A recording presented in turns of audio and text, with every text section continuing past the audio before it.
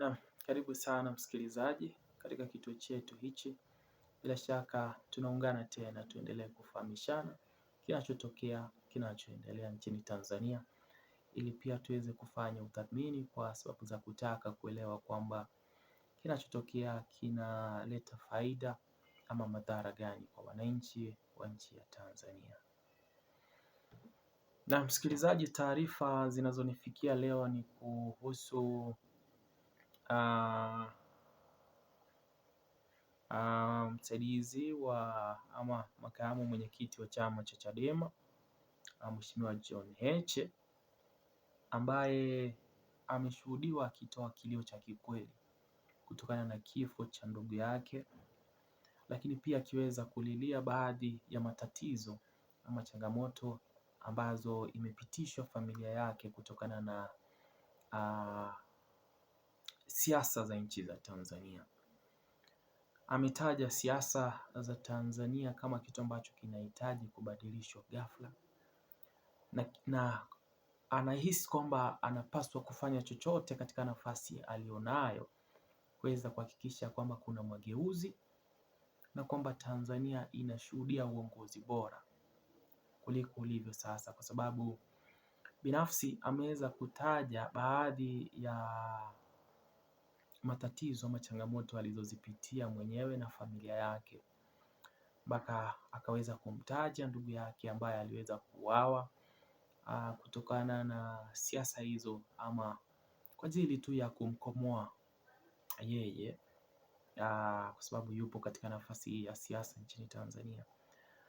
Na msikilizaji, ujumbe ambao ameutoa siku ya leo ni kama kilio kwa Watanzania kwamba wanahitaji kuwa na ushirikiano wa kuhakikisha kwamba taifa linakuwa bora, sio kwa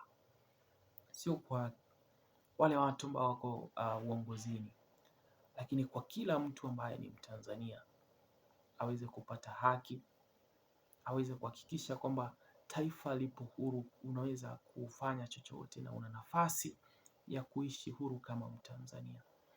Naomba nikupeleke moja kwa moja kwenye matamshi aliyoweza kuyatoa Bwana Heche siku ya leo, kisha tutaweza kufanya utathmini na kuweza kuhakikisha kwamba tunaelewa alichotaka kukizungumzia kwenye taarifa yake hii Bwana John Heche. Lakini pia nitahakikisha nitakuonyesha baadhi ya kanda ambazo ameonekana akizungumza maneno haya baada ya kuonekana kuumizwa sana na kinachoendelea nchini Tanzania sasa hivi. Ameweza kusema hivi: familia yangu imeumizwa sana. Mdogo wangu Suguta aliuawa kwa sababu ya siasa mbaya ambazo zinashuhudiwa nchini Tanzania. Kama sehemu ya kunikomoa mimi,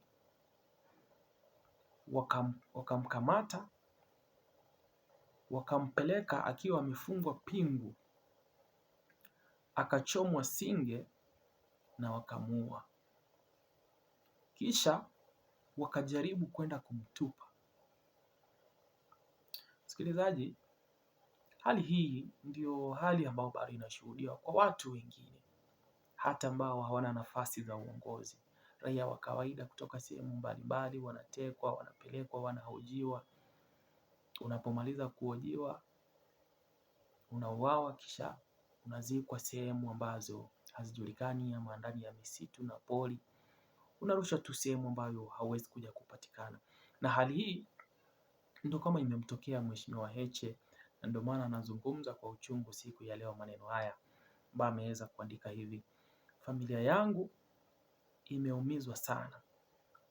Mdogo wangu Suguta aliuawa kwa sababu ya siasa mbaya ambazo zinashuhudiwa nchini Tanzania, kama sehemu ya kunikomoa mimi.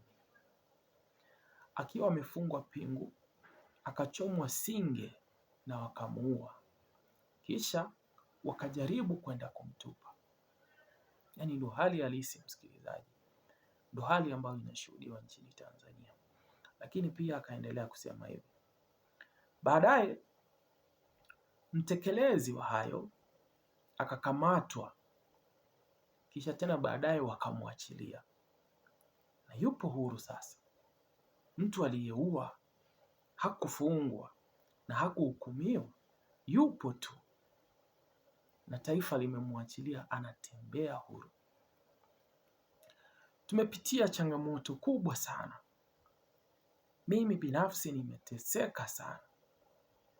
Kuna kipindi mama yangu alibomolewa nyumba, vitu vyetu vikarushwa nje, na wakati huo marehemu baba alikuwa amefariki. Unaweza kuelewa msikilizaji, hali hii ambayo anazungumzia Mheshimiwa Heche, kwamba familia yake imepitia mengi sana. Binafsi yake anahisi kwamba ameteseka kwa kiasi kikubwa kutokana na uongozi mbovu ambao unashuhudiwa nchini Tanzania. Hali hii ya mama mzazi kubomolewa nyumba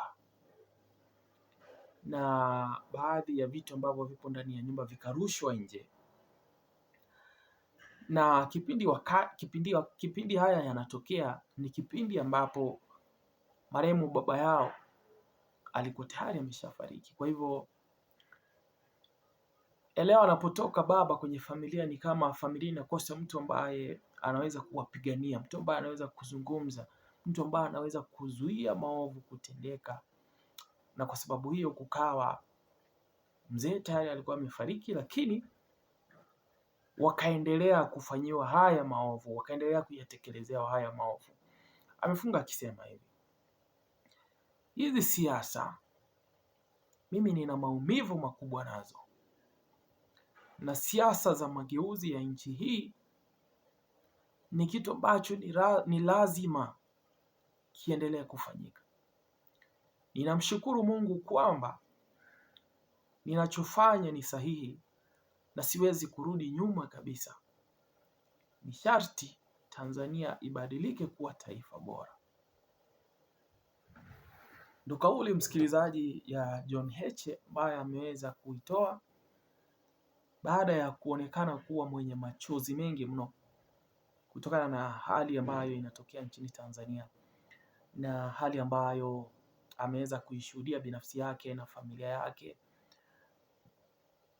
Baada ya kukumbuka yote haya, amezungumza siku ya leo kwa mtu ambaye alionekana kama anatoa kilio ama anawarai wote ambao wanahisi kwamba wana nafasi ya kuendelea kupigania mageuzi nchini Tanzania waendelee kufanya hivyo, kwa sababu mwananchi wa kawaida hali yake sio shwari, na anahisi kwamba yeye kama mtu ambaye amekuwa kwenye nafasi za uongozi nchini Tanzania anaweza kupitishwa kwenye hali kama hiyo, basi mtu wa kawaida anaweza kuteseka ama kupitishwa kwenye magumu zaidi, na akakosa hata nafasi ya kusikika, ya kuongea, kwa sababu hata uhuru ule wa kusema unachohisi haupo.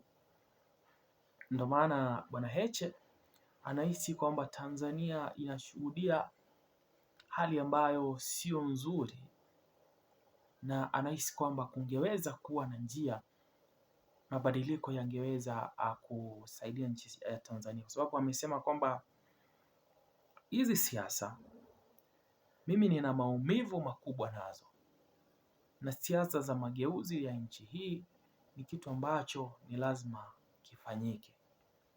Akaisha akisema kwamba ninamshukuru Mungu kwamba ninachokifanya ni sahihi na siwezi kurudi nyuma kabisa. Ni sharti ibadilike Tanzania kuwa taifa bora. Kwa sababu hiyo anahisi kwamba binafsi yake ama yeye mwenyewe kupitia kwa chama cha Chadema wanachokifanya kinaweza kustawisha ama kuleta hali ya ubora kurejea nchini Tanzania, ama wapo safarini kupigania kile ambacho wanahisi kinapaswa kufanyika nchini Tanzania, na kile ambacho wanahisi kwamba ni bora kufanyika ama kwenye wananchi kupata kukishuhudia. Msikilizaji, na kukaribisha kuendelea kuachia maoni yako kwenye kituo chetu, lakini pia na kukaribisha kuendelea kutufuatilia ili kuhakikisha kwamba kituo chetu kinaendelea kuwa siku hadi nyingine